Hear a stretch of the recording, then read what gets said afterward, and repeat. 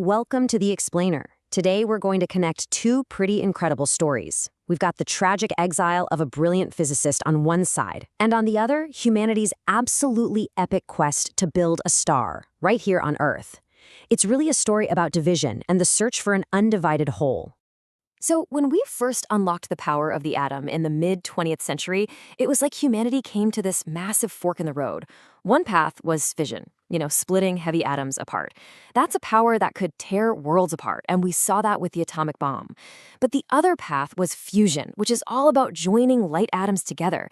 It's the same process that powers our sun, a force that could literally build new worlds. You have to remember, this was a wild time. World War II had just ended, and we were sliding right into the Cold War. It was this age of unbelievable scientific discovery, but it was all happening under this dark cloud of intense political paranoia.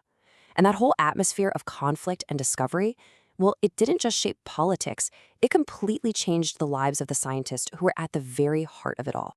So, right at the center of this story is a man whose life kind of became a casualty of the very era he helped to create. I'm talking about David Bohm, who was truly one of the most important theoretical physicists of the 20th century. I mean, this guy was brilliant. He studied under J. Robert Oppenheimer at Berkeley, made these huge contributions to how we understand quantum mechanics. Some of his early work was even used in the Manhattan Project. But the problem was, his past political connections, well, they put him on a collision course with the people in charge. And then boom, the whole McCarthy-era paranoia came crashing down. In 1949, Bohm gets called to testify before the House Un-American Activities Committee. He refused to name names, took the fifth, and even though he was acquitted of any crime, the damage was done. Princeton basically forced him out. His mentor, Oppenheimer, told him, "You should probably leave the country." And just like that, his career in America was over. And here's the crazy part, the real irony of it all. The same government that had classified his groundbreaking PhD research now used that secrecy to lock him out of his own work. Can you believe that? He wasn't even allowed to write his own thesis because he didn't have clearance to read it. The very system he'd helped build now treated him like an enemy. So you can imagine, getting cast out of your home, your scientific community, that changes a person. And his response to this broken, fragmented world, he started to develop this totally radical new way of thinking about reality itself. Bohm's big idea was this: the world that you and I see, where everything looks separate, a chair, a tree, you, me, that's just the surface. He called that the explicate order. He believed that all of this unfolds from a much deeper, hidden reality he called the implicate order, where everything is connected in this one undivided whole. He called this whole process the holo movement. His favorite way to explain this was with a hologram. Think about it. If you take a holographic plate and you cut it in half, you don't get half the picture. You get the whole image, just at a lower resolution. And for Bohm, that was the perfect metaphor. The entire universe is enfolded within every single one of its parts. And for Bohm, this wasn't just some abstract physics idea. He thought this fragmentation was the root cause of all the conflict in society. So he developed this thing called Bohm Dialogue, which was a method to help people talk past their divisions.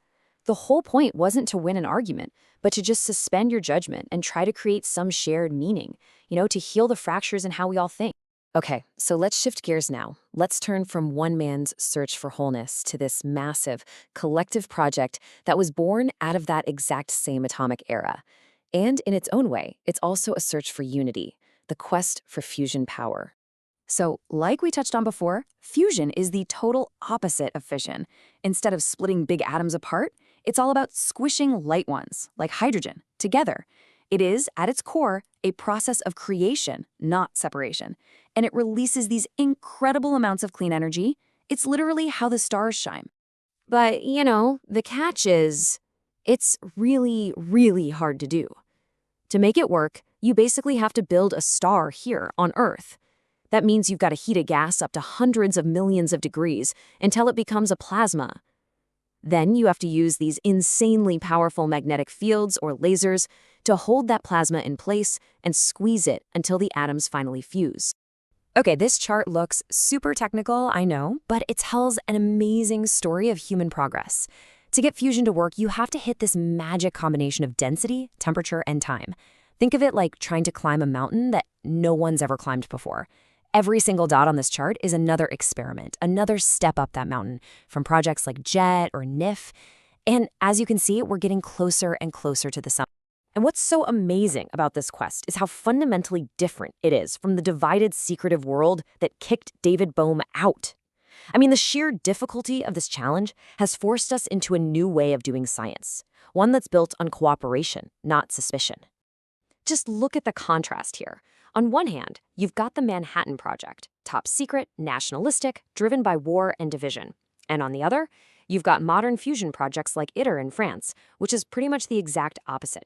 It's one of the biggest international scientific collaborations in history, built on openness for a shared goal for all of us. And you can literally see the staggering progress. On the left, there's an early experiment from 1979, and on the right, you see this absolute beast of a modern machine being built.